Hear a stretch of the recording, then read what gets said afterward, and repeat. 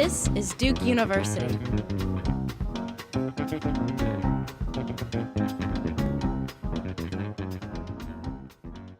The economy almost across the board is in a difficult market.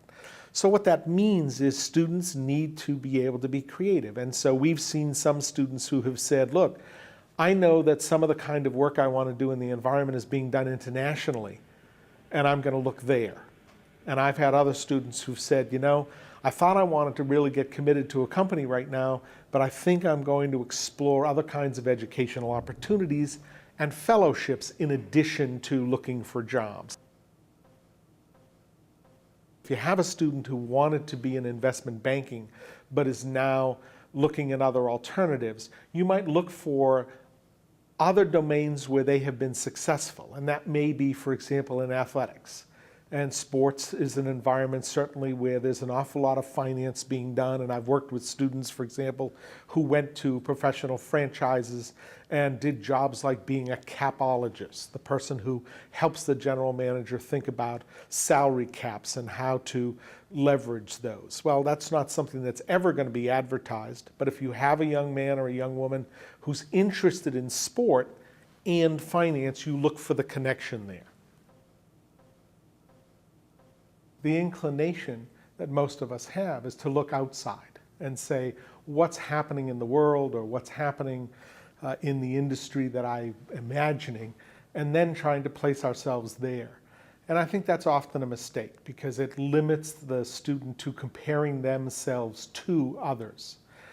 The easiest way to begin is really to look inside and say, what kinds of things have I done? What kinds of experiences have I had? Where have I felt successful?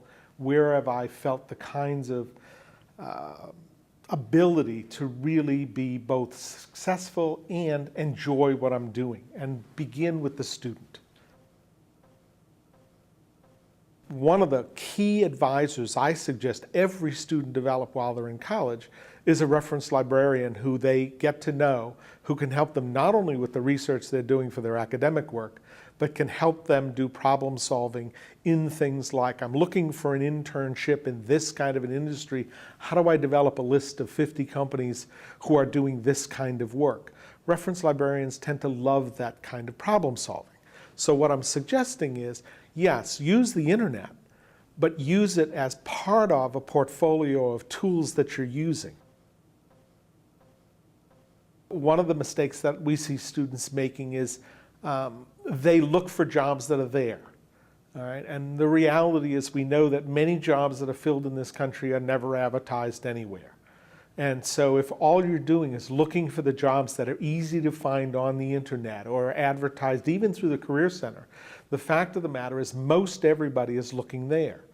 And 80% of the jobs are not being advertised. So if a student can network and network assertively, and almost every college and university in the country will help a student to build a network, in reality, though it looks like it's going to take longer, that's often a much more successful way to find jobs.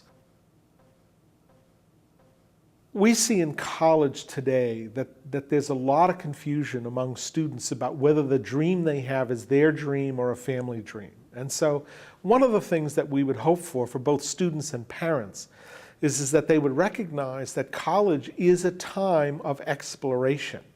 And students are here in part to challenge what it is they've always known about themselves and what they've believed.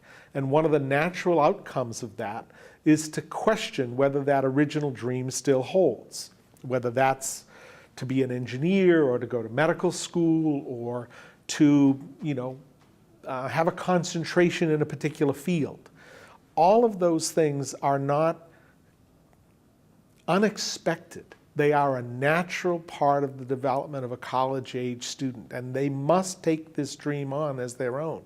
And so one of the things I would really hope is that students and parents who are talking continuously today are not only talking about what it is we always believed, but what is it that we now know is changing about you, and in what way are you getting the help you need in college to explore the range of possibilities rather than simply following a pre-prescribed notion of what's successful.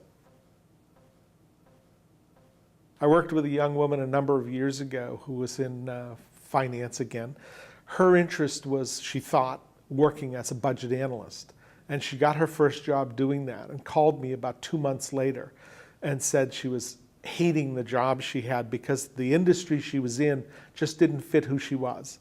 And she felt she had made a mistake getting that kind of an education, when in reality, what we helped her do through her interests was go and work in an opera. And she ended up as a financial analyst at the Metropolitan Opera and had her name on the playbill, and found that to be extraordinarily satisfying because not only was the work interesting, but she was doing something she cared about. And it's the intersection, you mentioned passion early in our conversation, the intersection of joy with learning is something that most college students are looking for.